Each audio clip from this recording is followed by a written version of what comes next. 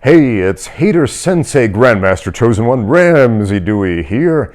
Going to talk about a confusing phenomenon.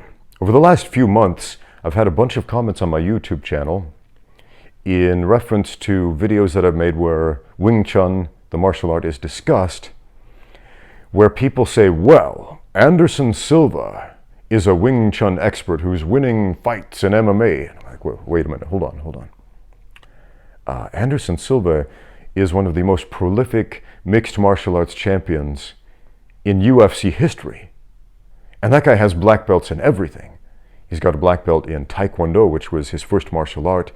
He is a black belt in judo, in Brazilian jiu-jitsu. He's a high-ranking capoeira practitioner. He competed professionally in boxing and in Muay Thai.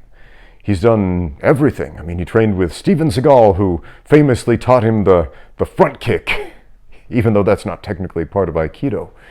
But yeah, that was an internet meme for a long time. So I was confused, like, where's this Wing Chun thing coming from? I mean, I'm sure he's dabbled in Wing Chun, because Anderson Silva has dabbled in everything. He is a self-proclaimed martial arts nerd, and he loves martial arts, and he loves training in all these different styles and being able to mimic movement. It's a big part of his shtick, his persona. It's what he does. So I did a search for Anderson Silva Wing Chun to see what would come up, and I thought, okay, there's probably a video of him out there practicing Wing Chun, like hitting the Wing Chun dummy, something like that. And there is. But the very first result, which had millions of views, was a video from a fellow named Adam Williss. And it's a very popular video on YouTube, which I've recently become aware of, titled something like Anderson Silva Wing Chun 8 minutes of footage in MMA, something like that. And it shows a juxtaposition of clips of Anderson Silva working with a Wing Chun dummy and doing some sticky hand stuff with some Wing Chun experts. And that is juxtaposed with one of the most confusing things imaginable. The absolute worst moments of Anderson Silva's fight with Michael Bisping. And that's a fight that Anderson Silva lost. So let's take a look at some of these clips. Clips where Anderson Silva is getting clipped in the chin. Clips of Anderson Silva getting punched in the face as evidence of the efficacy of Wing Chun in MMA. This is mind-boggling. This is absolutely mind-boggling. Now, I am a professional mixed martial arts judge. I've worked with the China Referee Union of Combat Sports, which is a union of referees and judges, and we work professional fight shows all across China. And yeah, I've worked with some big organizations, Dragon FC, Rebel FC, many others. And a mixed martial arts judge, it is their job to pay attention to when the strikes land and when they don't. A casual viewer, what they see is a bunch of frenetic, kinetic motion. They see movement.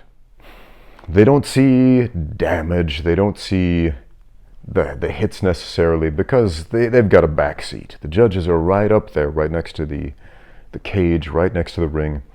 And they're specifically trained to see the hits land. So let's take a close-up look right here and see some of these hits landing. These are not good moments. These are not flattering moments for Anderson Silva. This is not a Anderson Silva highlight reel.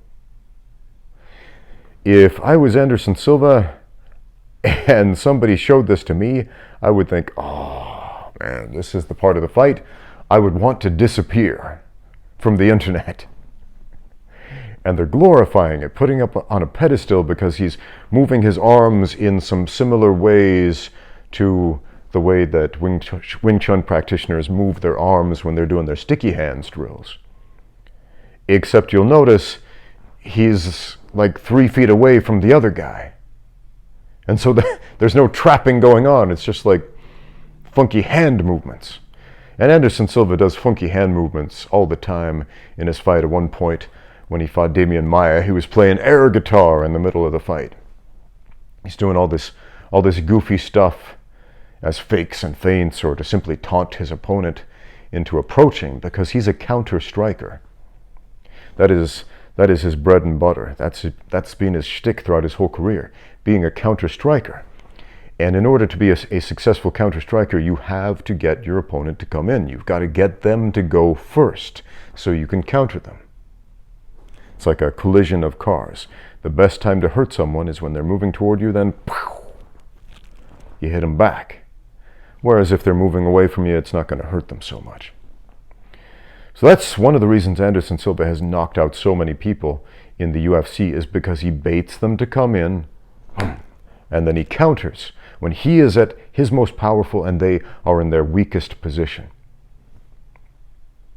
So if you're going to do a film study about Anderson Silva, focus on that, because that is where he shined. This Wing Chun video, not a highlight. Man, not even close. But when you slap a bunch of kinetic motion together and put a fun, shiny sounding soundtrack in the background to get all the Kung Fu nerds excited, oh man, did that ever work.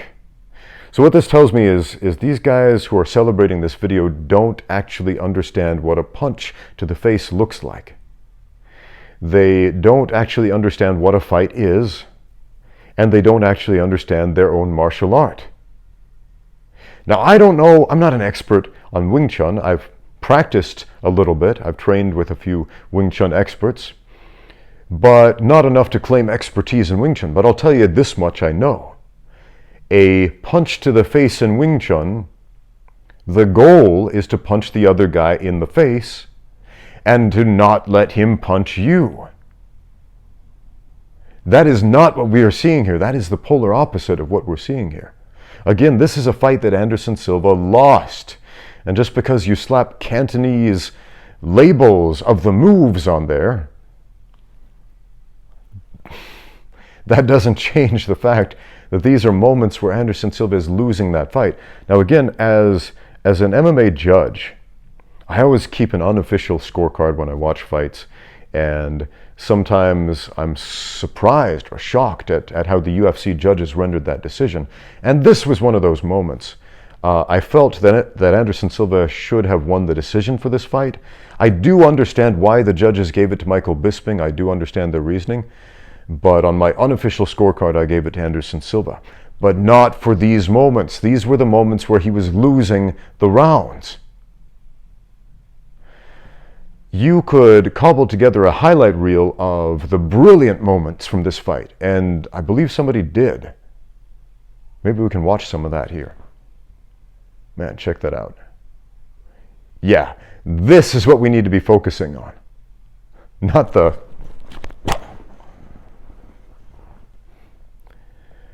Man. So how did Anderson Silva become the patron saint of Wing Chun? Videos on the internet and a fundamental misunderstanding of how a fight really works. Thanks for watching. Now get out there and train.